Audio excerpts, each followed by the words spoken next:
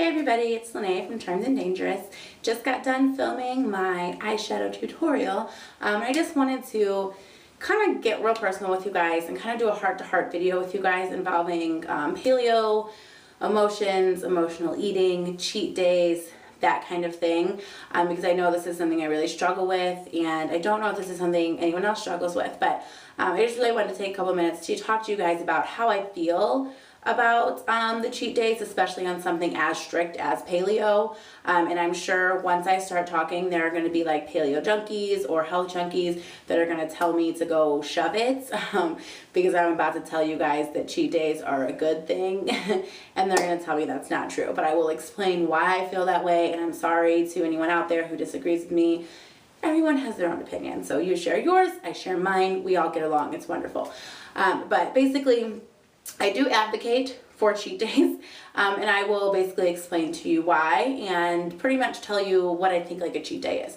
So for me, a cheat day is not like, oh, I'm having a bad day at work, my boss upset me, or somebody cut me off in traffic and now I'm all agitated, and when I go get gas I have to grab the first Carmelo or Reese's that I see. That is not a cheat day to me. To me, cheat days are very like emotionally connected, like extremely emotionally connected. So to get a little personal with you guys, I started doing paleo back in September. I was doing really, really good until my stepdad, who is basically like my father, he's been married to my mom for like 10 years, love him to death, had a massive heart attack and almost died. If my mom would have came home like 5 minutes later, he would not be with us right now. It was the widow maker, I think is what they call it. That basically there's no sign that it's coming, it just comes and it happens, and most people don't survive from it. And it was scary. It was really, really scary and really emotional, and it was even more scary because he's vegan. He eats completely what people would think would be healthy, and it was just like, holy shit, like, oh, what do I do? So I was very emotional during that time, and there were certain things that I'm craving. I'm an emotional eater. I eat when I'm happy, I eat when I'm sad, I eat with like every emotion. So I mean, I was upset and I was depressed and I was scared, and he had to go through surgery and his heart was only at 40% and it's still not all the way, and I was freaking out, and I needed something. I needed something to help me. Chocolate, a potato skin, whatever it was. And I didn't allow myself that, because I was like, I am on this paleo thing and I've lost like 30 pounds and I'm not going to allow myself to do that. And I beat myself up for it like every day. Like, I don't know why you're craving this Hershey's right now, because you shouldn't be. I literally beat myself up every day because I didn't want to sacrifice the lifestyle change that I made because something traumatic was happening in my life, and it was the worst decision I ever made. Because like a month later, my uncle passed away, and everyone's going to be like, oh, it's your uncle, get over it. He was pretty much like a father figure to me. He helped raise all the kids in our family. He's always been there for me. He helped raise my son. I just talked to him like the day before. He was at Lowe's. He had a massive stroke at Lowe's, and like 3 days later, we had to pull life support and watch him die. Basically, it's very uncomfortable. I laugh whenever I get uncomfortable and nervous about sharing personal things, so I don't really think it's funny. My phone is ringing in the middle of my video.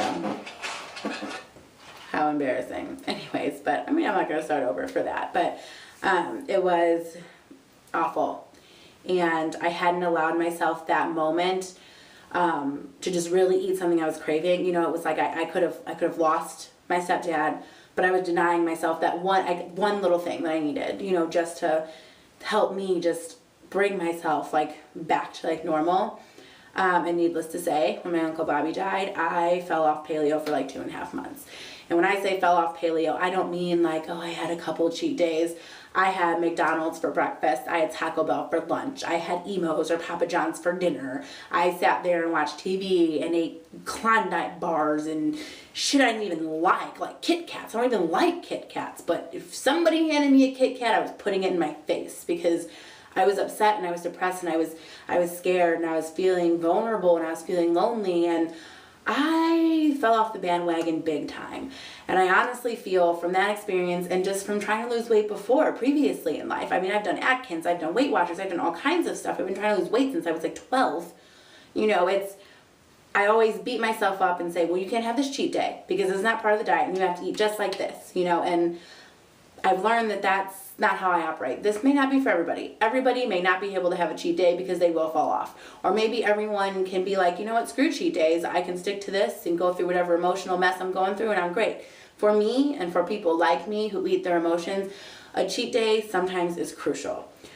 I had 3 cheat days just when my friend moved out of town. So like a week and a half ago, 2 weeks ago, I moved her out of town. And not only was it sad to see her go, it kind of gave me a depressing moment because I got to thinking like, she's taking this risk. She's moving to New Orleans. She's doing something really big with her life. She doesn't know if she's going to like it. She found a job down there, but what if she doesn't like the job? What if she doesn't like the place? What if she doesn't like the apartment? What if she wants to come back? What if something horrible happens? You know, she took that jump and took that risk knowing all those things could happen. And it really just kind of made me look at my life like, what the hell am I doing? Do you know what I mean? Like, what risk have I taken? Have I really done the things in life that I wanted to do, or was I scared to do them? And it just, not only did I miss her, it really kind of just, at the age of 28, what the hell have I accomplished? And it just really gave me a very depressing moment.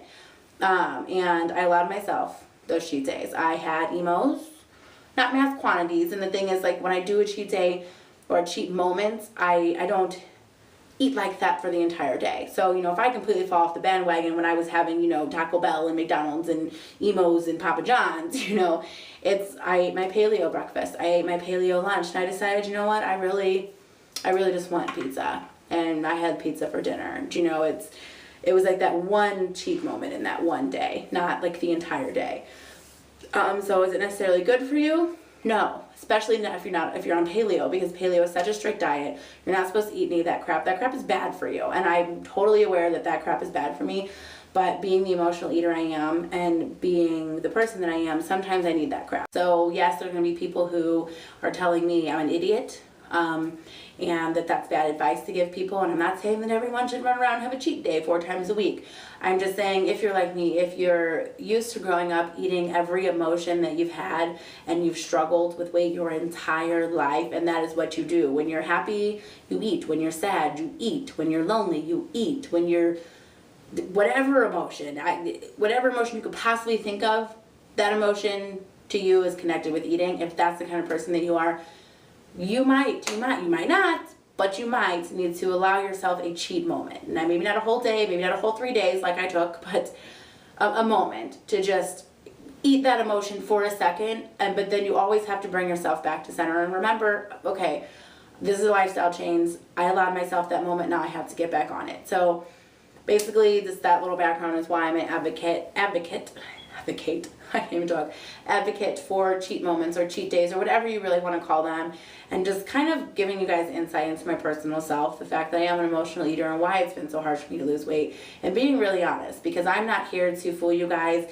and have you guys think that I am perfect at this paleo thing, because those last 3 days that I just did last week were not perfect. When I fell off the bandwagon, when I didn't allow myself that cheat moment, was not perfect. I'm not perfect. I'm human just like everyone else. And if I'm going to share my life with YouTube, then I feel I need to share it.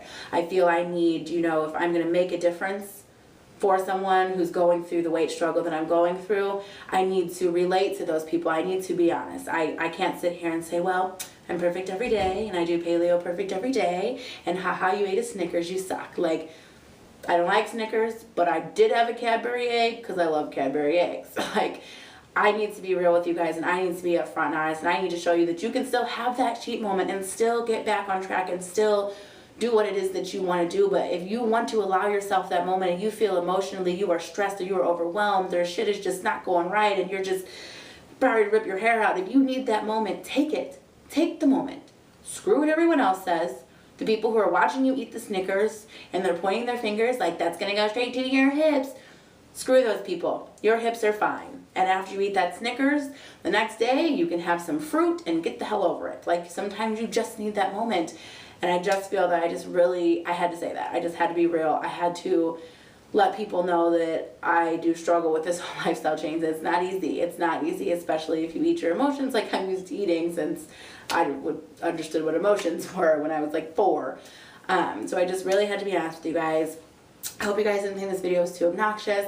I just really wanted to share a little bit of personal self with you and just give you a little bit insight into what I feel like a lifestyle change is all about, and what I think about having those moments, and about emotions and how sometimes they just overtake you and you can't help it. So I hope you guys like this video. I'll be making more videos, maybe not so deep and personal, but I will be making more videos for you guys. I have like 180 something subscribers. I'm super excited. You guys have been great. Just the subscribers in general. I haven't had like a ton of comments or anything crazy, but just the subscriber base in general has been really, really great, and it's really helped me realize that maybe I really can help somebody, and I can come out of my shell a little bit too. So I hope you guys like the video. Like it, share it, comment on it, let me know what you think. Be real, be honest. If you want to tell me I'm a jackass, tell me I'm a jackass. I can take it, because sometimes I'm a jackass. But I really just hope you guys are really like my videos, and thank you guys so much for being so supportive. If you have any questions, please let me know, any comments, anything, and I will see you guys soon with another less depressing video. So see you later. Bye.